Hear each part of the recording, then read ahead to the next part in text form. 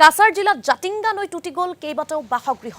দুদিন ধৰি অব্যাহত থকা মুখলধাৰ বৰষুণৰ ফলতেই বৃদ্ধি পাইছে নদীৰ জলস্তৰ।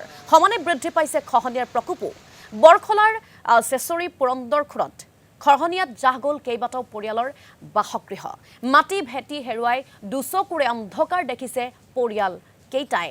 এনেদৰে এতিয়া জনজীৱন স্তব্ধ হৈ পৰা দেখিবলৈ পোৱা গৈছে। এক প্ৰকাৰ বিদ্যুৎ যোগান ব্যাহত হৈ পৰিছে ৰাজ্যৰ বিভিন্ন প্ৰান্তৰ লগতে বৰাক উপত্যকাটো। আমি সমান্তৰালকৈ কালিৰে পৰা আপোনালোকক বৰাক উপত্যকাৰ দৃশ্য দেখুৱাই আছোঁ। এক প্ৰকাৰ ক'বলৈ গ'লে দুৰ্বিষহ জীৱন কটাইছে বৰাক উপত্যকাৰ বাসী। আৰু কাছাৰ জিলাত জাতিংগা নৈত কেইবাটাও বাসগৃহ উঠি যোৱাত এতিয়া সেই লোকসকলৰ মাজত হাহাকাৰ পৰিস্থিতিৰ সৃষ্টি হৈছে।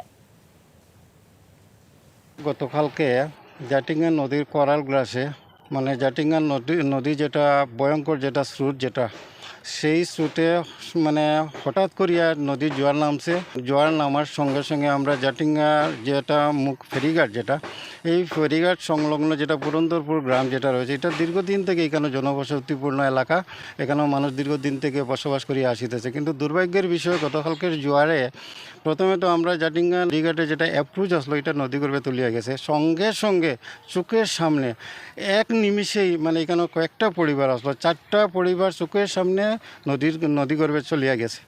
এর মধ্যে আরও যে 5টা পরিবার আছে মানে আতঙ্কের মধ্যে প্রহর গুনছেন, কোন সময় যে কোন বিপদের সম্মুখীন হবেন মানে এটা বলা অত্যন্ত মুশকিল। অ্যাপ্রোচ তো গেছে এর সঙ্গে সঙ্গে 4টা গোয়া কালকে গেছে গিয়া এর সঙ্গে